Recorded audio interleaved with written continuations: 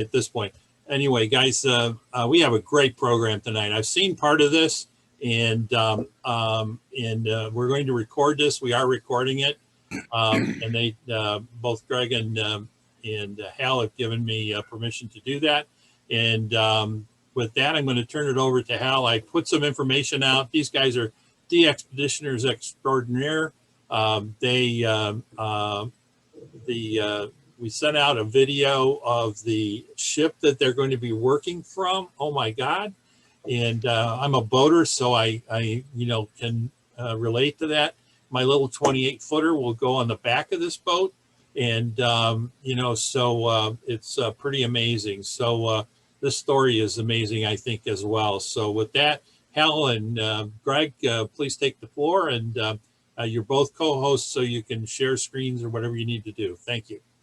Okay, Mike, well, I appreciate that. It's indicating that host disabled participant screen sharing. So I'm clicking the screen share, the share screen, but it's not. Wow. I don't, or do you see it? Are you seeing it? No. Are you seeing my screen? No, I'm not. And let me get back to that. And because I did that earlier, and let me see. Are you going to start it off? Yeah. It's only going to let me make one co-host. So yeah. I did Greg last, so maybe I need to do you first, and then change over. And let me find you on the list. It's a long and prestigious list, Hal. Yes, it is. Yeah. Well, and while you're doing that, let me just express my gratitude for the opportunity to do this. I'm a little bit disappointed though. See, somebody put Jerry Rosales up to doing this, to getting in touch with me, and that rascal, he's down in Florida buying real estate. I mean, come on, who does that? He and Val are down there buying a 1 acre lot to put up more antennas and stuff so they can go down there. They're going to be leaving you guys next winter. You realize that, right? Yeah. Contest season, I don't understand. Yeah. There you go. Okay, now I'm seeing something a little different here. Okay, let me share. All right, so that looks a little bit better on my side. Looks like it's doing something. There you go. We see it here also. It looks good here, Hal. Okay, all right. Well, we're getting there anyway. So, but anyway, yeah, I do appreciate the opportunity to be here, and on behalf of Greg and myself and the other folks associated with this project, we're happy to be able to kind of get the word out about what's going on. And so let me just go ahead and start into this. The title of the program is C6AGU, which is George Wallner AA7JV's Bahamian call sign. C6AGU in the 2020 CQ Worldwide CW contest and ARRL 160 meter CW contest, testing the RIB, which is radio in the box technology in a de-expedition environment.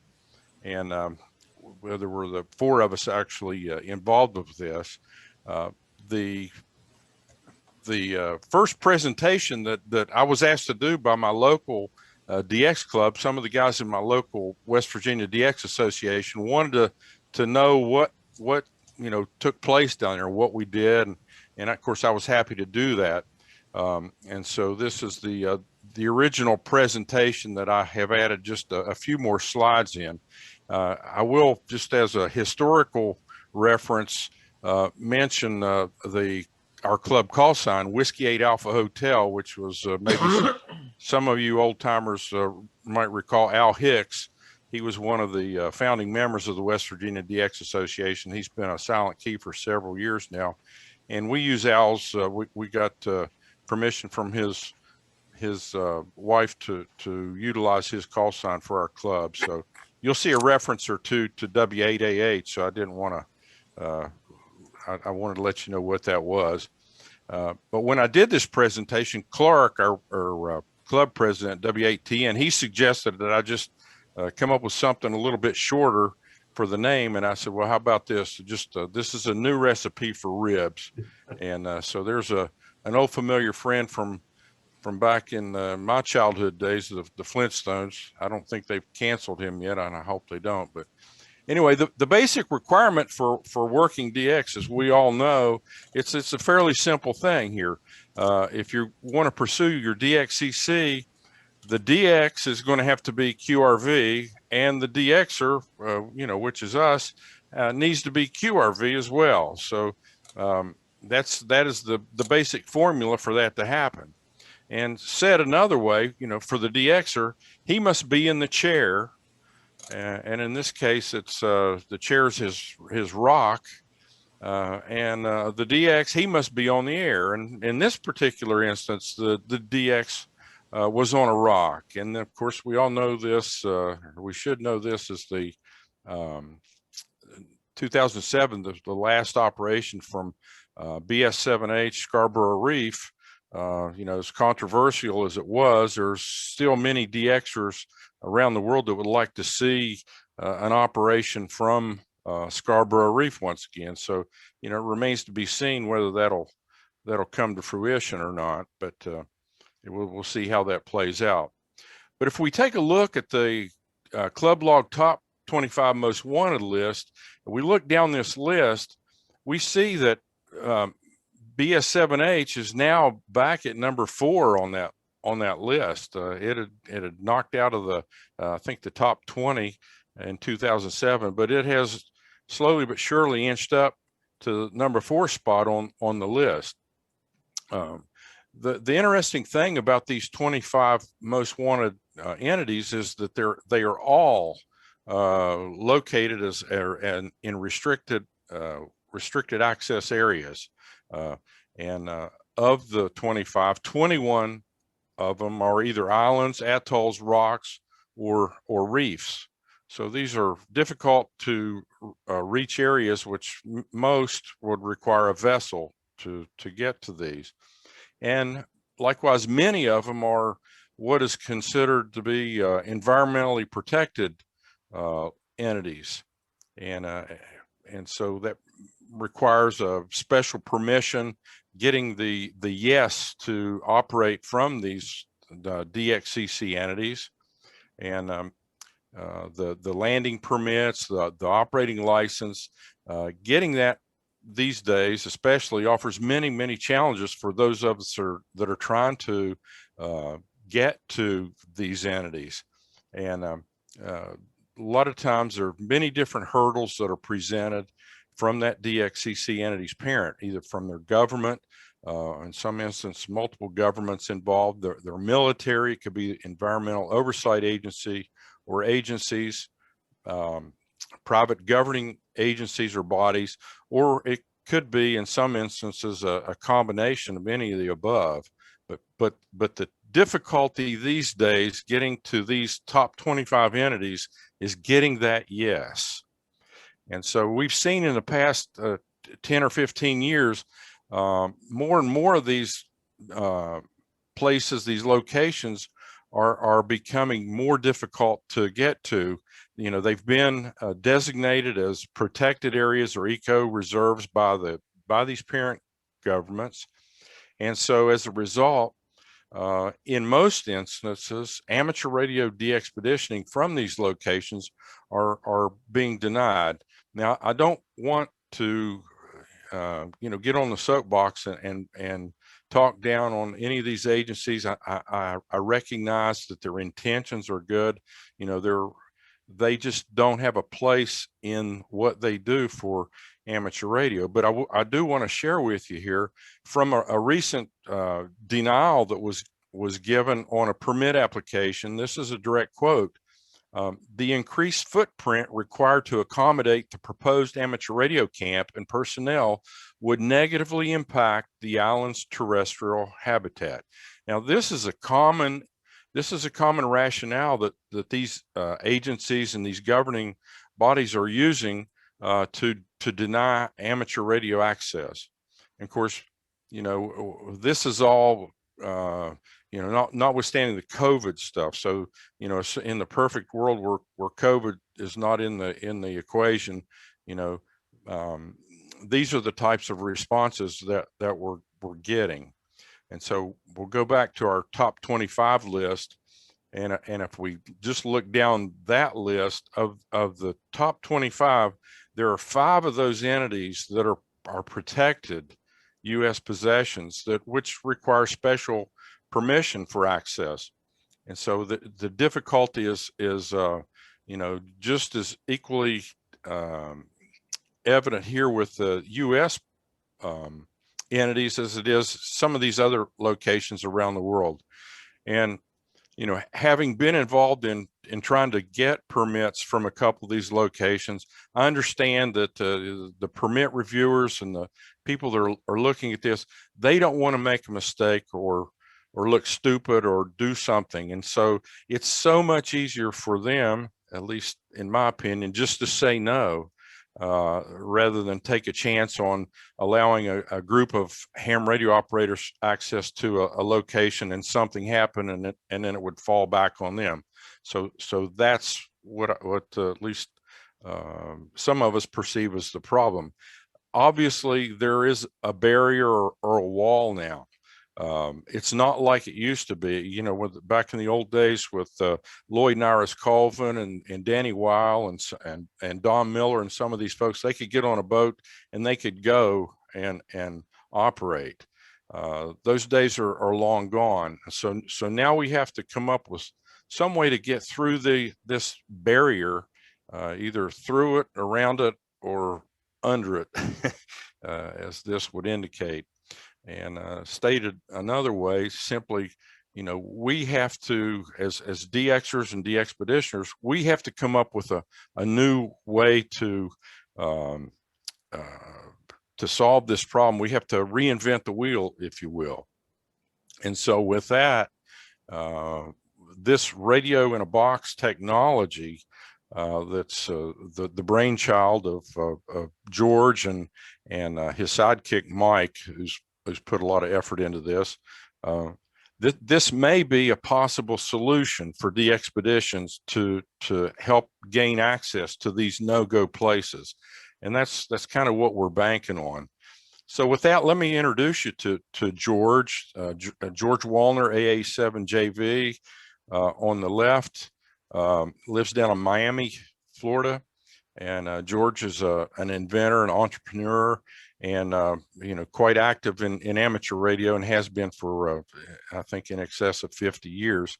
And his partner here, who works for him, Mike Snow, KN4EEI, and these two gentlemen have built this radio in a box, these ribs, and quite ingenious. And thanks to the Northern California DX Foundation, they have been instrumental in sponsoring this project.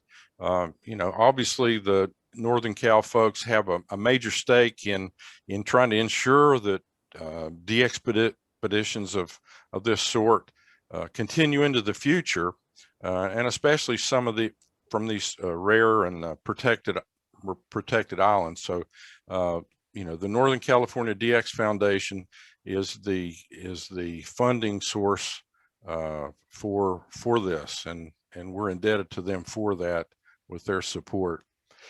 So basically the rib concept, what they've done, they're taking Flex 6000 series SDRs and incorporating them into this Pelican box. It's a very elaborate setup here, and with that, the operators will operate the radios using the Flex Maestros. They operate the radios that are on an island from the boat with the Maestros. Now, in this way, there's no need to have operators or people camped on an island.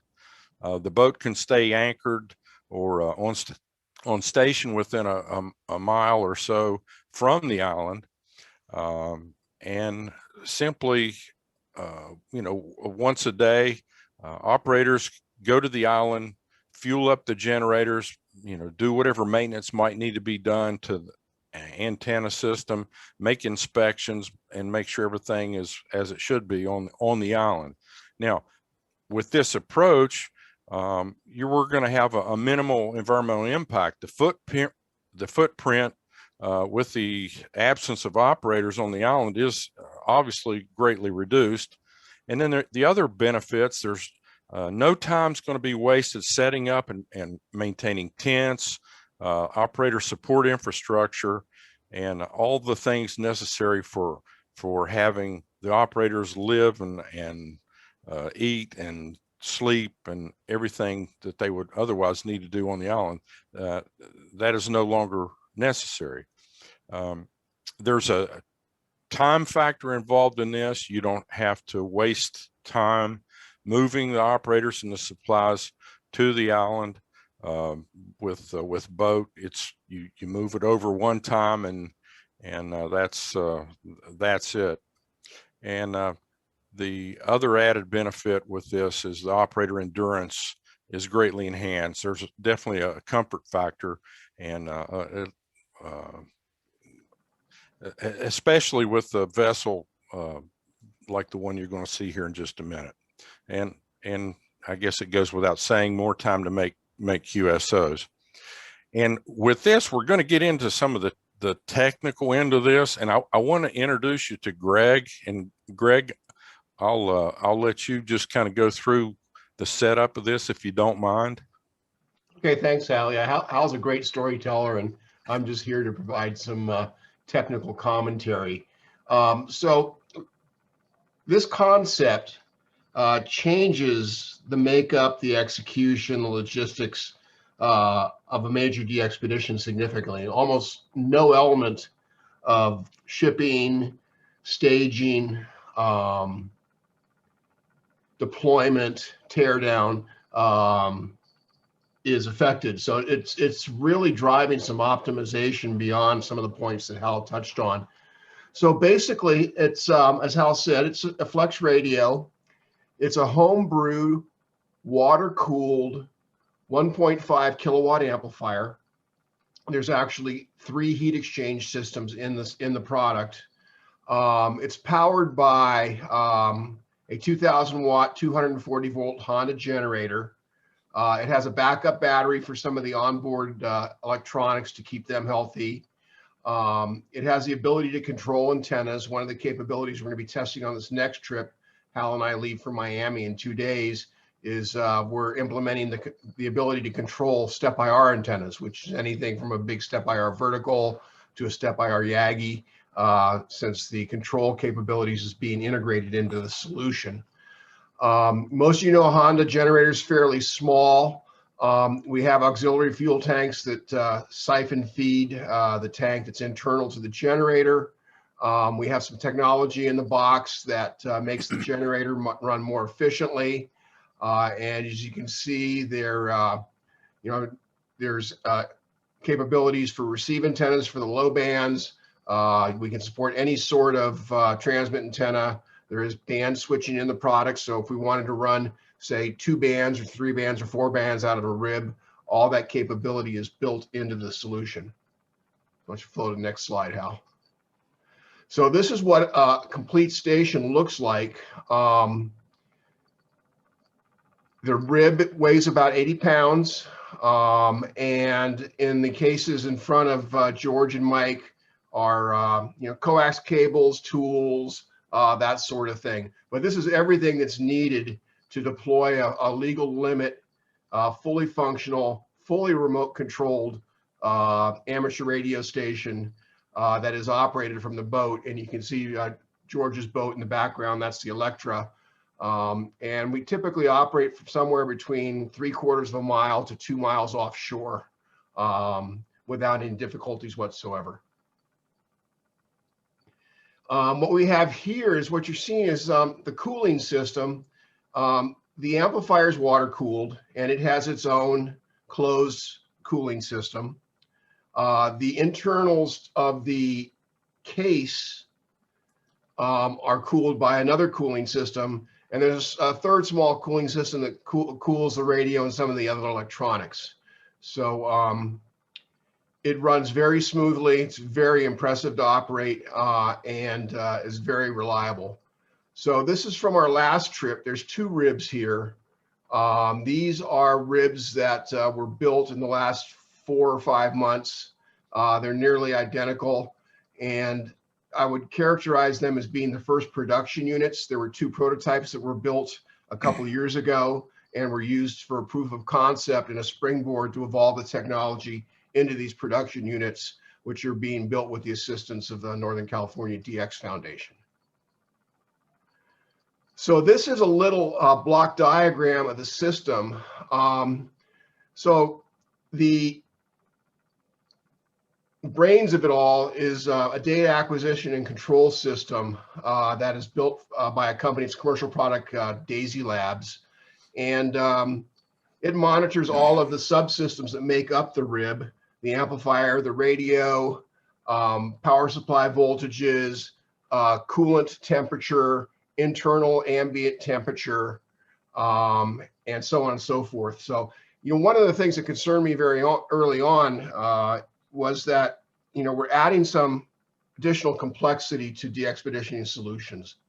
But my concerns were completely put to rest. The additional complexity is not really an issue and is offset by ease of deployment, smaller footprint, simplified logistics. I mean, the list just goes on. And the point I was trying to touch on earlier was, every aspect of a de-expedition is essentially optimized with this approach.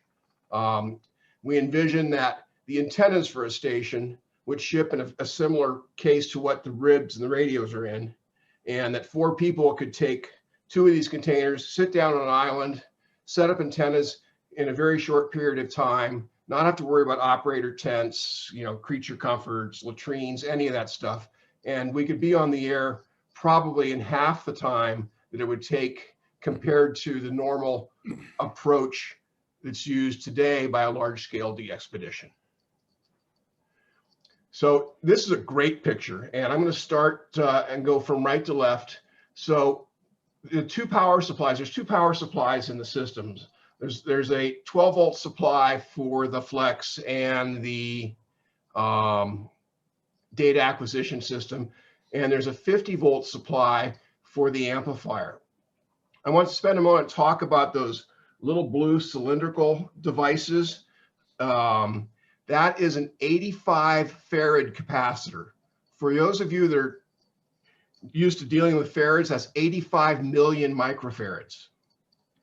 And what it does is it stores a significant amount of energy, and it complements the power that's being generated by the generator and allows the generator to run more efficiently. If you've operated a generator on field day, say, and you're used to keying a transmitter, you hear the generator ramp up, it ramps back down, it throttles a lot. It's very inefficient from a fuel consumption perspective. It's also very hard on the generator. With these capacitors, there's very little throttling of the generator. If you key the transmitter, it ramps up a tiny bit. You unkey the transmitter and it ramps down so slowly you don't even notice it. It's really, really amazing. So moving a little farther towards the center, these are the internal cooling fans for the rib itself. And that's not the cooling for the amplifier. The pallet in the amplifier where the transistors are mounted has a water jacket underneath it. And there's a closed cooling system that does nothing more than cool the transistors in the amplifier. These fans here are used to cool the internals of the rib. You can see the Flex 6700 tucked down below. All of the equipment mounts on an aluminum mounting plate, about a 1/4 inch thick. In subsequent versions of the rib, this mounting plate will have some relief holes cut in it to lighten the weight of the box. But this is how it ships. So there's no assembly required when you get to the island.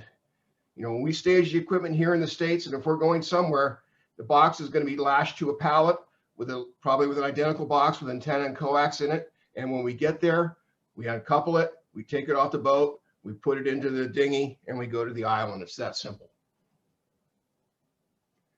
All of the ribs, and we've tested up to 4 ribs, and we've done some interpolation to feel very comfortable that we can run 6 ribs off of the Ethernet link that connects the ribs on the island and then back to the boat.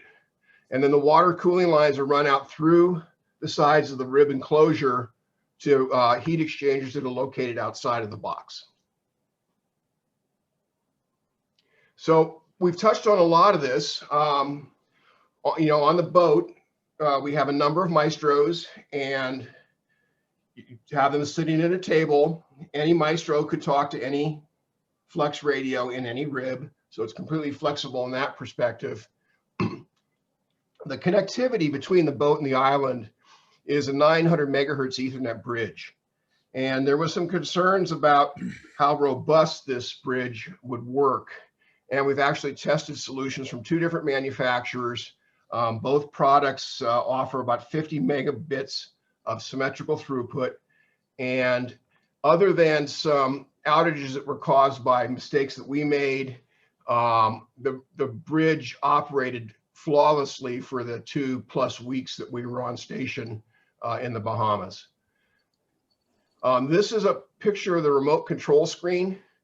There's really not a lot of additional complexity here. It's just some of the boxes that make up the station have been moved from either, you know, from the boat to the island or so on and so forth. So this is the control panel. It monitors the amplifier. So we've got the forward power SWR, internal temperature. George has built an automatic legal limit antenna tuner that's incorporated in the solution. We can select various antennas for transmit and receive. We can manually tune the tuner. We can switch on and off preamps for receive antennas, and we can also change the directions for the receive antenna. The amplifiers are configured so that we don't need any more than 10 watts drive. So the Flex itself is not really generating much heat. And what I found amazing was how quickly the amplifiers cooled down after they had ramped up to temperature during a long period of transmission. We tested them pretty exhaustively using FT8, and they ramp up slowly, but as soon as you stop transmitting, the temperature on the pallet drops very quickly, much faster than an air-cooled amplifier. So this is one of George's boats. This is the Electra, and this was taken on an earlier trip, but we use space diversity, and the radios use a MIMO technology, which is multiple input, multiple output. And Yagi's on the island, pointed toward the boat. The boat again is at 1.5, 2 miles offshore. And this solution was very robust, a very low latency. From an operator perspective, you wouldn't know that the radio was on the island. It could be sitting on the desk right behind you. It's seamless and transparent. Yeah, and a couple guys having a good time. Yeah, so this was our attempt to get out there, and in the process, this was in early November, and there was a lot of stuff going on, but and I'll hit that in just a minute, but we ended up on Magnet, and George had commissioned this boat last fall, and this was the real test for it. It's a 160 foot catamaran. It's a bi-hull catamaran. It's got four levels on it, and he designed this for global travel, for the expeditions and scuba diving. He's an avid scuba diver, and so it's quite a craft, and it really it's obviously one of the nicest vessels of its type in that area. But as I mentioned, in November, Greg and I had been invited to come down and participate with George and Mike. But we had all these uncertainties floating around with the COVID thing. The Bahamas was locked down. And then about this same time, a hurricane came through in the first week of November, and George had to relocate Magnet up to the Cape Canaveral area. And things were delayed by about a week. And then when they returned, they had some work to do on Magnet to get it ready. But ultimately, Gregg and I made it down to Miami on November the 12th, and we took an Uber out to George's house and his shop there behind his house, and he proceeded to start going through the process of showing us the ribs, introducing us to the controls and so forth. And he actually put Gregg to work there in some of the configuration with the DAC software. And so we've got a few random photos here. You jump in there if you anything you want to say there, Gregg. Okay. I think at this time he was working on the two new ribs. He had one, I believe he said he was 75% complete. And then the other one was about 50% complete. So there was still a lot of work to do to finish up these additional two ribs above and beyond the two that he had built from a couple years ago. So the whole idea was to take all four of these ribs with us and try to see what we could do to make them talk. During the trip back, I guess, from Cape Canaveral, they busted the shear pins in his crane, and you can see the boom of his onboard crane being hoisted. He had to have a crane come in to hoist it off and have the crane repair folks redo the boom on that crane, and it took 2 or 3 days worth of work for that. But this is how he puts the upper dinghy into the water. And then also there was a lot of work going on with the audiovisual system on Magnet, and it's quite extensive. The audiovisual and the networking system that he's utilized in Magnet. And then we had the other piece of this. The Bahamas was pretty much just kind of reopening to even allow tourists to come in, but we had to do the COVID testing, and then we also had to go online and get our Bahamian health visas, which we were approved for that. And the other piece of this was gathering up all the stuff for actually a mini DXpedition, and George was he's very well equipped. He's done this several times, gone out there, but nothing quite on this scale, I don't believe. And so we had to make sure that everything was ready. We tested some of the antennas out and so forth, and got everything staged to go on board Magnet for the trip out. And then, of course, the other piece of this was the kitchen on the boat. We were going to be out there for 2.5, 3 weeks, and then they were going to stay. They were going to stay longer. Gregg and I were going to come back, and so there was a lot of food stuff that needed to be incorporated. So his some of his people that take care of his cooking and his housekeeping chores, they were busy getting Magnet prepared for that. But meanwhile, Gregg and I had an opportunity to make a quick run. We literally went down to the Key West, touched this, got back in the car, and drove 4 hours back. And so then we're leaving. We finally, what's the date on this? I can't see it. November 21st. Okay, the 21st. So we're pulling out of Miami, out of the canal there, and on our way. So we'd been there for about a week and a half, I guess. And this was really very exciting to be on board this looking back at Miami.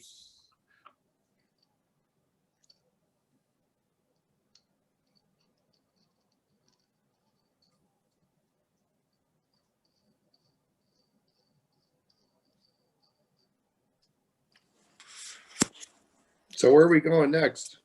Yeah.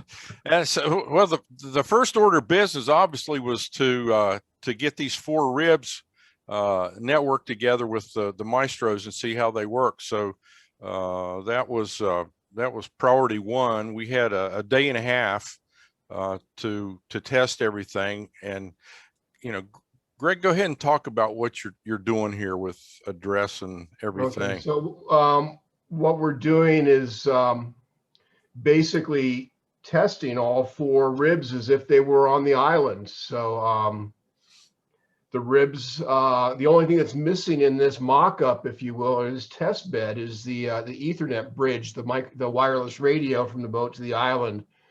So we're basically making sure the software and firmware is updated. We're making sure there's no IP address conflicts. We came up with a convention for numbering the various devices. There's 4, 5, or 6 IP addressable devices in each rib. So just getting a good understanding of the connectivity, making sure that everything was talking, that any maestro would talk to any rib. And so, you know, it was a 2-day trip out there, and we were busy doing this sort of thing for the entire way out there. If we weren't working on the ribs, we were busy staging antennas and masts and cables. So, you know, the ride out there was all work and no play. So, and there's a picture of the 4 maestros. Here, George is up on the upper bridge as we start to approach where we're operating from. The operating location was a small uninhabited island off of Eleuthera, probably about, what, 10 miles from Eleuthera, Hal? Yeah, I'd say. Yep. And a location called Wood Key, about 1.5 miles from Wood Key, is a private island that some folks that George owned knows, and they own the island. They had a mooring that we tied off to, so it was very convenient. If you've been in the Bahamian waters, they're beautiful.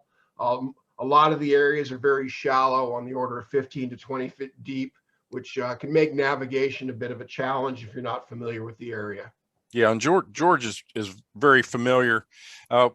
The next day, we took our first foray over onto Wood Key with our first load of antennas and tables and so forth. We're taking the spider beam poles, and so you'll get a feel for the trip over.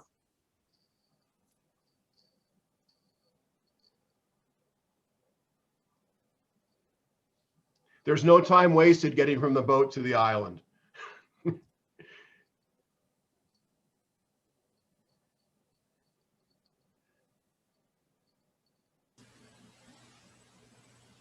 Most people in those dinghies go like hell.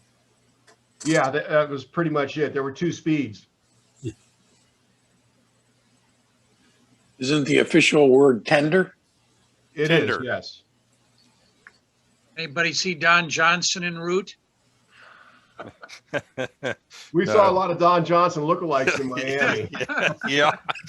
Yeah, for sure. So our work was cut out for us at this point, and that was to start putting up the antennas. We were going to erect a 160-meter top-loaded vertical and that had a integral tuner that George designed and built. We also used that antenna on 10 meters during the contest. Separate 80-meter vertical, 40-meter vertical with another tuner that he had built, 20-meter VDA, a 15-meter VDA, and then we would put up a receive antenna on the interior of the island that he had designed and built. And so we spent 2 days putting up antennas. They were all based on the spider beam poles, which really makes things go up quickly in this type of environment. You see Mike there positioning when we used whatever we could there for supports. There was a old tree there, and we tried mount the verticals. We did mount the verticals in the water. George has designed an aluminum base that drives into the water, and so we're erecting these vertical antennas at low tide.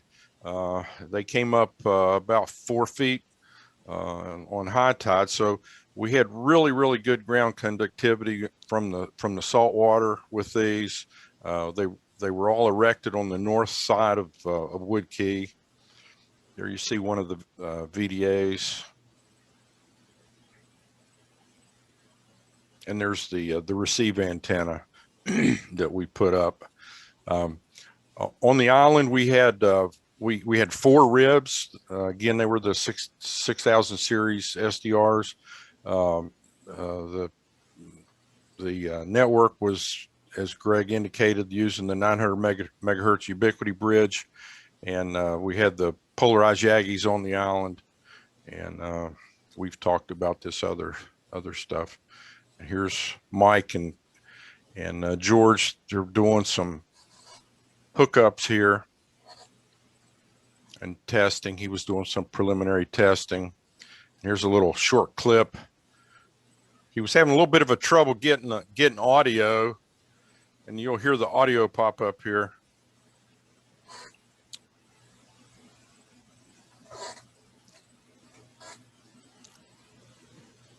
There it came up. He's quite a troubleshooter, and this was our power station, the Honda 2000Is, and the fueling tanks. These tables that we took over definitely were helped our backs. I think we'd have been in trouble without them. Definitely a must-have. Okay, and on the boats, we had the 4 Flex Maestros were paired with each rib, as Gregg indicated.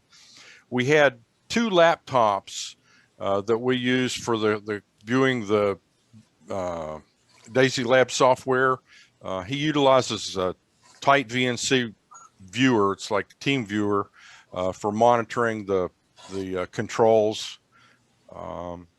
And then we had a laptop at each operating position using N1MM, during the contest. The 900 megahertz side, the bridge on the boat side was mounted on top. He used the 2 vertical antennas up on the fly bridge. And so essentially this is what, this was the 160 meter station that George utilized, 160 and 10 meters. So this is what it looked like with the Maestro. And there's happy Gregg. Everything's working. Yay.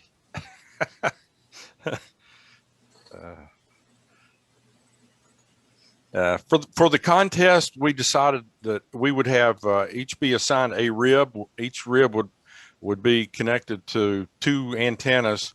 We wanted to do a daytime band and nighttime band, and since George is the 160 meter guy, he wanted 160, of course, and 10 meters.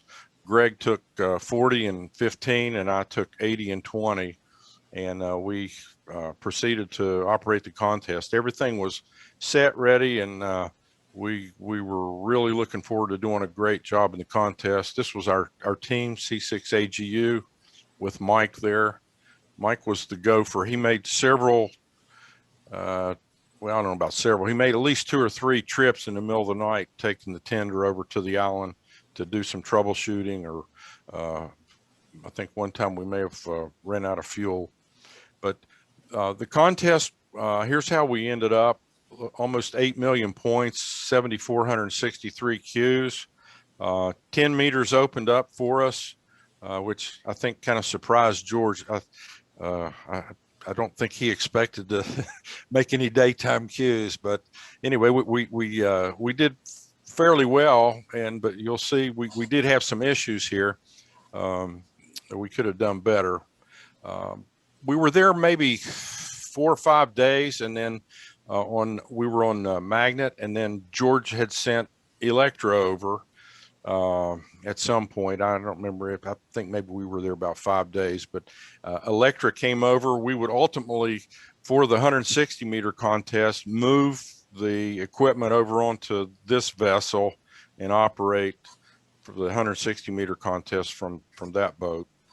But this is a drone video that Mike took, which will give you an idea of the operation here, the island.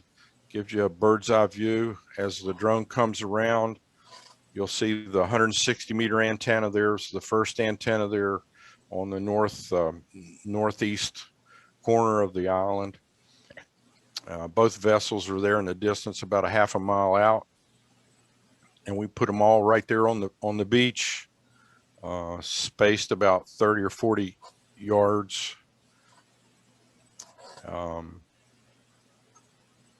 There's the 20 meter and then the 80 meter vertical. And if you look down into the trees there, you'll see the ribs. We try to keep them in the shade to help with the cooling. And so it's an uninhabited island. And we operated for almost 2 weeks doing tests and so forth. And that's looking back at the vessels, George's boats, and then the other island that belongs to his friends there in the distance. Beautiful, beautiful view there. And so, you know, in summary, the testing that was done down there, you know, we all just, you know, sat down and said, hey, you know, this really went much better than what you know, what we thought it would. At least you know, we considered it most successful. George had identified a few hardware changes and revisions that he was to implement in Rev 3, I guess. This link that we utilized, it went extremely well with the 4 ribs, and as Gregg's already alluded, you know, that there's probably little doubt that this thing would be capable of running 6 of these ribs. But the one caveat here is somebody with at least Gregg's understanding of IT and networking. It's pretty much going to be an essential ingredient to a DXpedition if you're going to be using you know, 2 or more of these devices. As far as the ribs themselves, the performance, there were absolutely 0 problems from the radios in the box. 0. We had a problem we experienced with the generator. Was switched in the wrong mode. That created some problems for us there, but that was soon resolved. We spent many hours trying to troubleshoot a network dropout. This was during the contest. We thought that there was RF getting into the network. It would just shut the network down. And I don't know how many times, you know, we'd be sitting there operating and oh crap, you know, there it went. And so you'd lose what, Gregg, 10 or 15 minutes to restart everything. Right.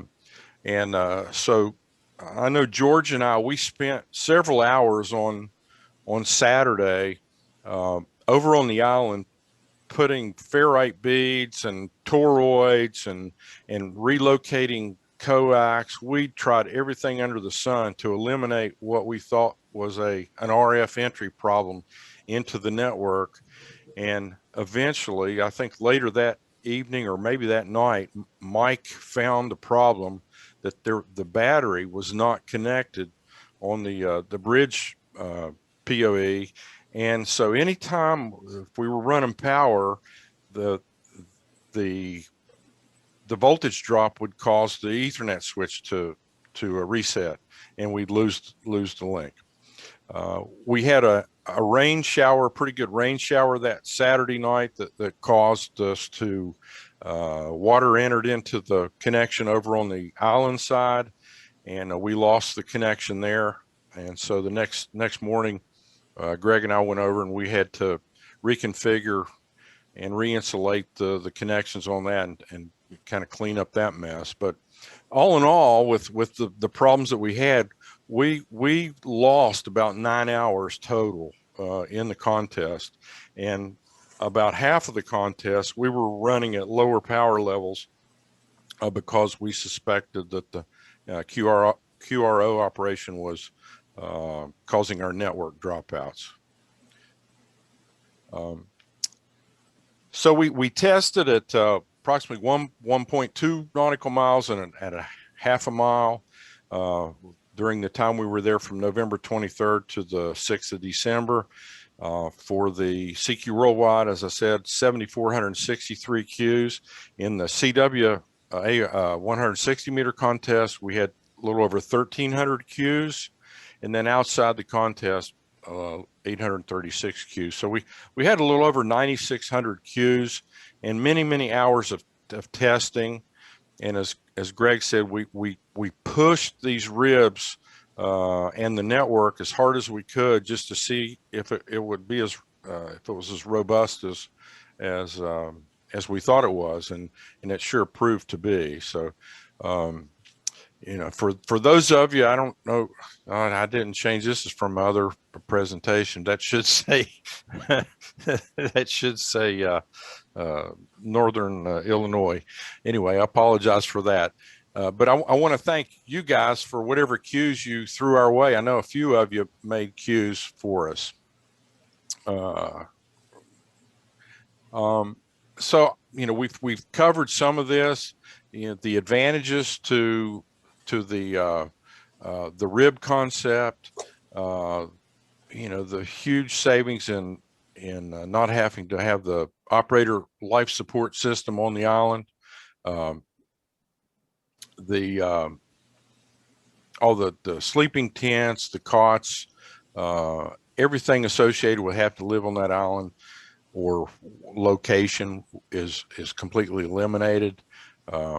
It's more time to make QSOs, obviously, and then you've got the risk factor, moving back and forth from island to the boat when you're hauling stuff onto an island in the hot sand and all the other little nasties that you have to deal with. It's a heck of a lot more comfortable being on a boat, especially a boat like Magnet. So, and so we asked the question: will this rib technology help get the yes that we were talking about at the start of this? You know, is this going to be something that's going to allow us to gain access to these no-go entities, or will we be seeing these in these rare and protected DXCC entities in the future? And so I think we will. We're going to have to stand by. I mean, we could see definitely some locations out in the Pacific where this technology would be a natural fit. You know, an island like Johnston, which it's not only protected, but there's some other things that are the government does not want people coming onto that island, and so a rib might work there, or even out on Scarborough, if somebody has enough nerve to enter into those disputed waters. But I could see a rib up on this scaffold a lot better than I could see an operator perched up there. But ultimately, if we are going to start chipping away at some of those top 25 on that list and making those accessible, we're going to have to come up with the new wheel, look at new things, new ideas. In other words, we're going to have to think outside the box, the old cliche. But in this case, with these two gentlemen here, you know, they're thinking inside the box, and they've come up with a great concept that I think is going to at least offer some hope for future operations for some of these places. You know, again, I want to express my thanks to the Northern California DX Foundation. You know, their commitment to trying to make DX happen in some of these remote areas. You know, they're putting their money where their mouth is, And so I'm very appreciative of them, what they're doing in support of this project. And I hope you guys are too. If you're not a member of the NCDXF, I would encourage you to do so. And so when Greg and I came back home, George and family and friends, they spent a little bit more time down in the Bahamas. But in early January, when they got back to Miami, they had magnet taken out of the water for some work. And so it just went back in last week. And here's George piloting it out. And then they had a couple of tugboats, one on the bow, one on the stern, and they let it out of the very narrow canal there. And they did a better part of a day shakedown cruise to make sure everything was up and running. And so as Greg has mentioned, we're going to be going back down there. We're going to be doing some more testing and with antennas, and then we're going to participate in the CQ Worldwide, the WPX phone contest at the end of the month. So again, I would encourage you to try to make contact with C6AGU in the contest, or if you hear us on the bands or you see us on the bands, you know, we'll be looking for legitimate signal reports or anything to help in the testing process. So that's something that I would ask you to do. So with that, unless Greg, you have anything you want to add to that, I want to thank you guys and then just kind of open it up if anybody has any questions or comments. Great job, Hal. Yeah, thank you guys. It was really interesting. Thank you, much appreciated. So the a couple of questions I have for you is, what is the impression based on you guys thinking about this for somebody in the chat line said, what about getting this on, dropping a couple of these on Beauvais? But so you know, That's funny. No, I don't think there's been 4 members of the Beauvais team together on a Zoom call. First. Yeah, I noticed that. Yeah, so so that's a really good question. And the other thing that was interesting, because I watched the partial recording of your previous presentation, which I saw, and I was like, okay, what's that amplifier? Water cooled amplifier in there? What is that little beast? Well, they're the genesis of those amplifiers is a Russian design. They use a pair of LD-MOS transistors, the same types of devices that are used in the Power Genius, the Elecraft legal limit amplifier, the amplifier that DX Engineering is selling. They're very robust devices in a number of ways, but everything that has one aspect of its functionality that's very robust has an Achilles heel, and these do too. But we didn't have any problems with the amplifiers. I mean, I was beyond impressed how well they worked. What is the Achilles heel of those LD-MOS? Overdrive. Oh, you can't. Yeah, no more than 10 watts. Right. Yeah, it'll actually only takes about 2 watts of drive to drive it to 1500 watts output. Wow. The amplifiers all have input attenuators and frequency dependent equalization for the HF bands from 160 through 10. So drive power is normalized regardless of frequency. What was the cooling capacity you had there, as far as what you described the cooling system a bit? The amplifier heatsink cooling, these are fans that are designed to cool large computer servers. And it was just water, a closed loop system. There's a little vial that is sort of an air bleed.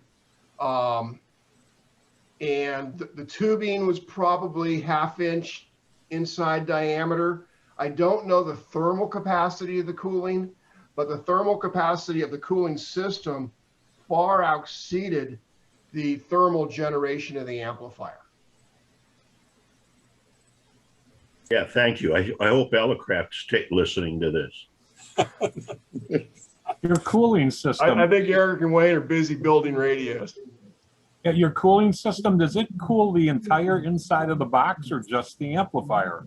Well, there's three cooling systems. So there is a cooling system that cools the inside of the box and the equipment in the box, and there is which you could say is the ambient cooling system. There's a larger capacity cooling system that runs water through copper tubes that are brazed to the bottom of the copper spreader where the transistors are mounted. And there's a third cooling system that just kind of cools everything else that's going on inside the box. Wow. What do you do in an environment like, say, Bouvet, where it's very cold? You're still going to require some cooling for your amplifier, but water's going to freeze, through, conductivity of the cold air. Well, That's any- very, very simple solution is you add antifreeze to the coolant. All right, The antifreeze. right. Yeah. Do you have SCADA? Do you have like SCADA monitoring? So like if you have a over temperature or you have a high current fail or, some other parameter that goes into like an SDM or something like that? So the Daisy Lab system is a commercial, highly scalable data acquisition, monitoring, and control system.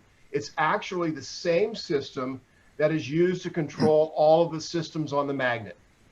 And George designed the system on magnet, and he took the same technology and employed it onto the control system for the ribs. Uh-huh. Wow. Hey, Greg, All the parameters that you can monitor with a radio and an amplifier sitting next beside you on a desk are monitorable in this remote configuration. One of the advancements we made through the testing process was during CQ Worldwide, we worked out some issues and we lost some operating time, and that's to be expected. But by the time we got to CQ Worldwide CW, I kind of took the thought process and said, well, if something's wrong, we got to figure out how to fix it here without going to the island. And if there's some piece of information we need to enable us to do that, and if it's not present, we need to incorporate that into the solution. Because we can't be running back and forth to fix things that we could fix remotely if we just had the right information or diagnostic capabilities. So I see, most everything is in place. I see a few advancements and expansion of the monitoring capabilities to be able to troubleshoot and diagnose and do more remotely. And a lot of these things will involve being able to reset anything that's powered in the box, just do a power reset, these sorts of things. So you don't have to get in the tender and go to the island at 2 o'clock in the morning. Hey, Greg, two quick questions, if I could. Can you hear me okay? Yes. Number one, are those chips on the amplifier the same as on the Power Genius and the Elecraft, that are the same exact chips? No, they're not the same exact chips. They're the same technology family. The Power Genius and the KPA 1500 use a very similar device, same packaging, very similar ratings, but it's a different device in the same product family. Okay, the other question was, for some reason, I thought the power limitation on the Bahamas was 200 watts. Am I wrong on that? I couldn't answer that question. Okay, I was just curious. Because you're running high power.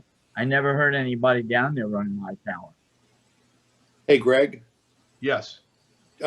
Ubiquity has, I know with some of their products, they have remote control capability where you can reset devices and manage them remotely with Ubiquity, at least on their Wi-Fi devices. Which specific Ubiquity devices did you guys use?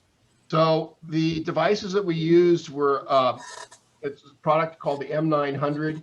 It's essentially a down converted 2.4 gigahertz access point hardware with the Ubiquity software on it. And it has the same user interface as most of the other Ubiquity stuff.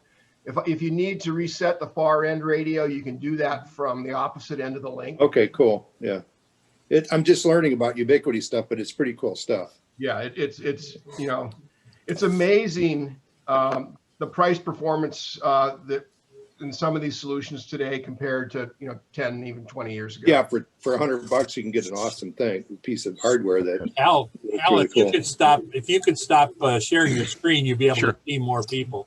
Okay. Yeah. Thank you. Now you got to look. Is everybody looking at me or just me?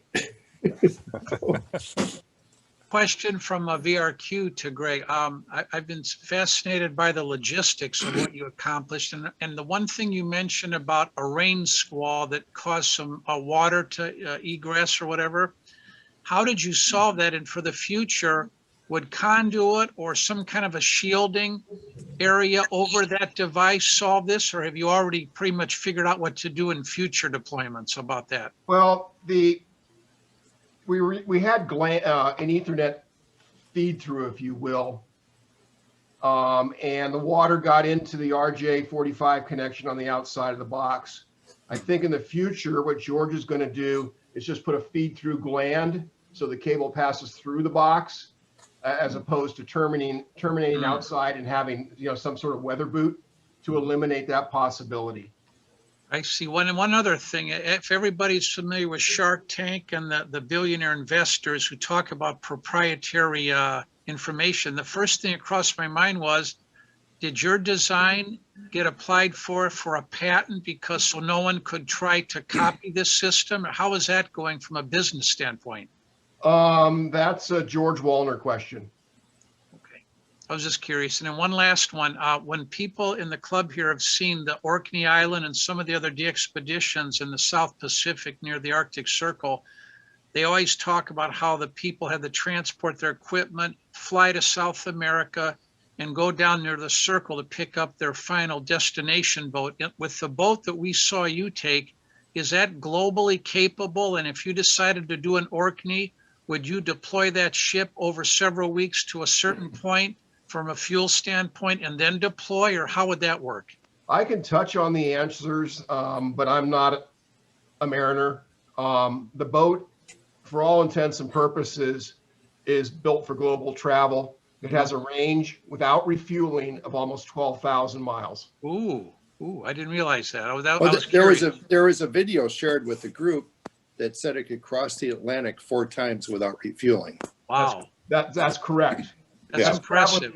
An optimal speed for efficiency, not necessarily, in a time critical way. Yeah, catamarans are much more efficient. Yeah. See, well, thank you for your time on that. Great presentation. It's not a vessel. It's not a vessel that I would want to take to the Southern Oceans, though. Down to, I wouldn't. I mean, we've been there, haven't we? Yeah. Would you, Greg? Would you take it to? No, I was going to skirt that a little bit. No, this is not a boat to take to the Antarctic. Yes, exactly. I'd like to add something from the NCDXF standpoint. I'm the secretary of NCDXF and been involved with. I'm sort of the go-between for this RIB project in NCDXF, and you can make a lot of contacts in a short period of time with high power and several stations, like de-expedition, just like what we saw. The other option that we're looking at is having a low-power RIB sent to a place like Wake or Midway or Johnston, where there are some people there and there is some internet access, and have it remotely accessed from your chair at home. And there's ways we can timeshare, so you could be portable Midway, portable Wake, or whatever, from your chair. And it'd be low power, but it'd be designed to be there for a long time. So you can make a lot of queues, but over a long time instead of a short time in a lot of queues. So that's another vision we have for this RIB project. Wow. Yeah. Nice. Yeah, if you were to take the amplifier out, you could cut the size of the package in half. And you wouldn't need the cooling system as such, if you had it in a building necessarily. So you can get by with minimal cooling issues and things. So, it also begs the question that this would be a great idea for in the Caribbean with the severe hurricanes and the destruction when power goes down and everything. This idea of deploying a ship with its own power, I'm sure this would be very appropriate for a lot of these governments that right now just don't have the capability, people climbing over down trees and boulders and you name it. It would almost be a natural for emergency relief communications. Yeah, there's nothing from a technology perspective that would prevent you from developing a solution like this that incorporated internet access or a small cell site or something along those lines. You know, all of the fundamentals are there. You know, with the Starlink system and with some solar panels and a battery, you know, a small station could go for a long, long time.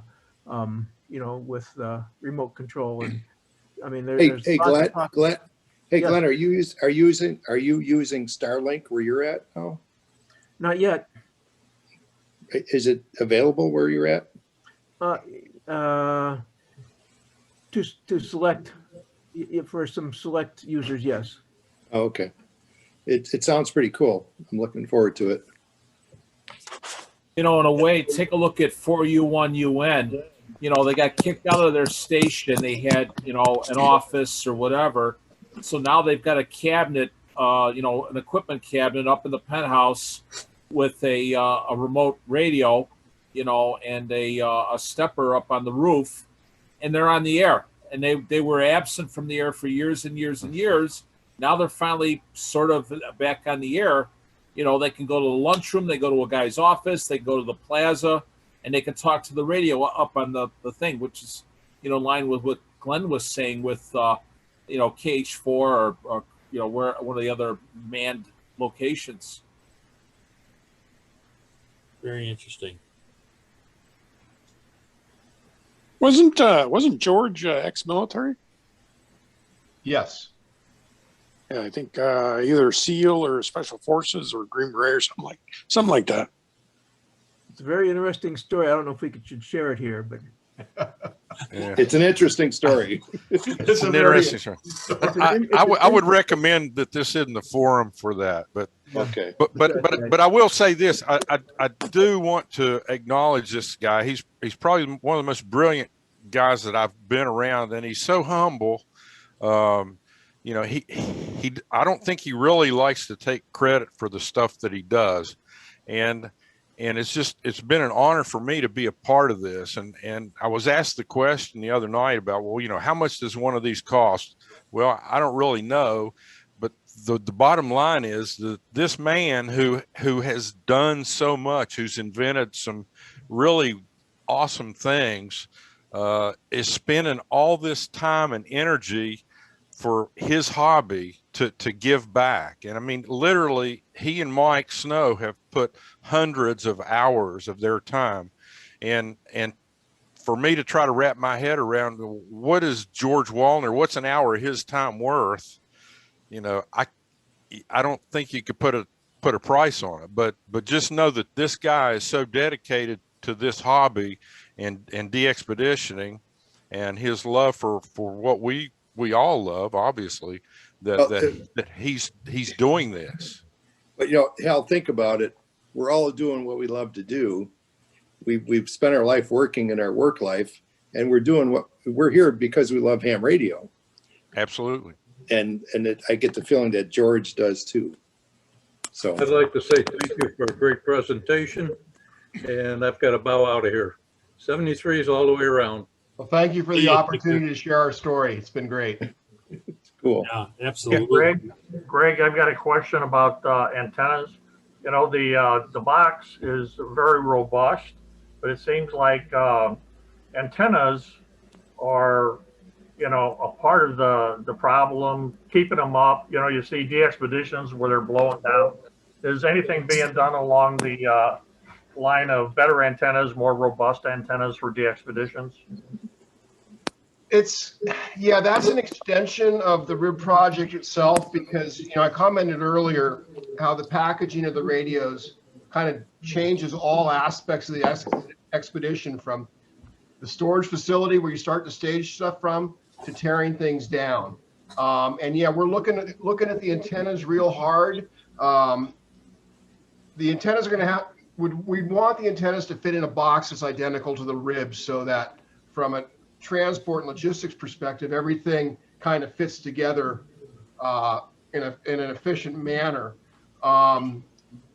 There's some heavier duty fiberglass poles that we're looking at. The SVDA design that we used, I believe, originated with the Clipperton group, and it's really a 2-element vertical Yagi on a single fiberglass mast.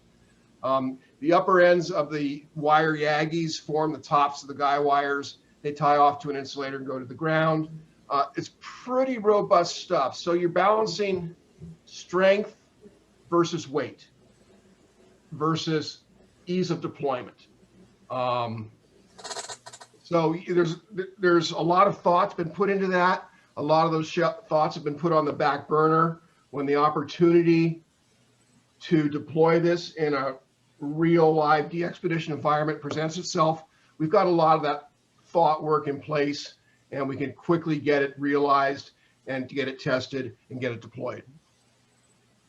George's goal design is to make this so robust that it's indestructible in shipment and still works when it gets to the site. So that's, resiliency, redundancy. It's not a tinker toy put together that you hope survives when it gets there, but the design criteria is to make it indestructible, basically.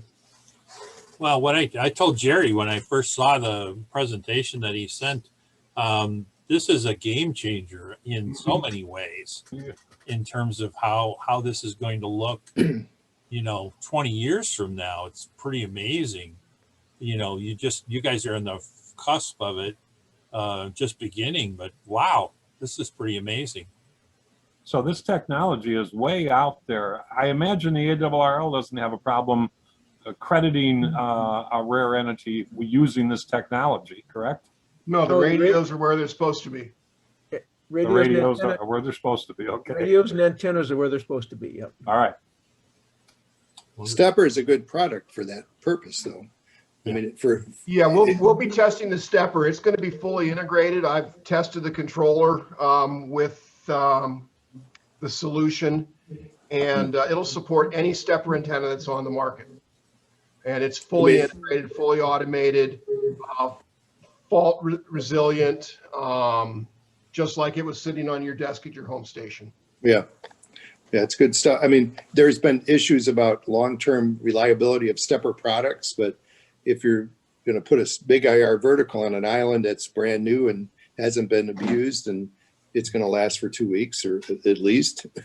I have a stepper that's been in the forest for 10 years. It's working flawlessly. So anyway. Hal and Greg, I just want to make sure that from the club that we thank you for a great presentation. What a great topic and a great effort by you guys. I think I have 6 or 7 contacts from you guys when you were out there at AGU. So thank you for that. And also thanks to Jerry, WB9Z, for instituting this and then not showing up. No, he's on his leaving. He's leaving to come home tomorrow. So he was packing up all his technology and radios in Florida. Come home. He's headed home tomorrow, so he wasn't able to be here tonight. He did send his apologies to everyone. But anyway, thank you so much for being here, guys. I know we're at 9:30 now, so we're an hour and a half into this, so I don't want to, push your time too hard. But thank you so much. Hey, happy to do it, Mike. Yeah, you're very welcome. It's been a pleasure, an honor. Thank you.